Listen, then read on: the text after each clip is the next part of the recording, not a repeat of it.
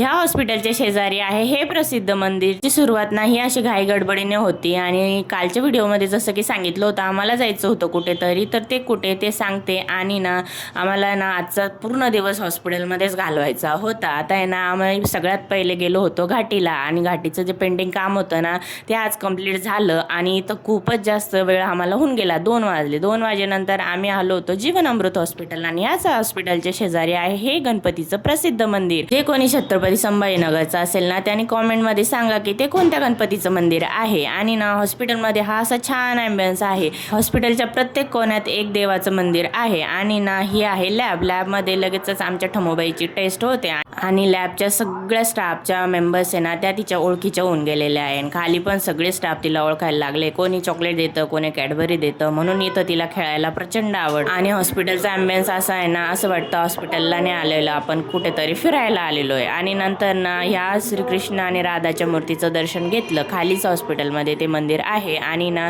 Doctor जास्तच देवाचे भक्त आहे म्हणून हॉस्पिटलच्या प्रत्येक कोपऱ्यात देवाचं मंदिर आहे आणि शेजारीच हे गणपतीचं मंदिर आहे। अशाच नवनवीन कंटेंटसाठी नक्की फॉलो करा आणि यूट्यूबला सबस्क्राईब करा। चला भेटू।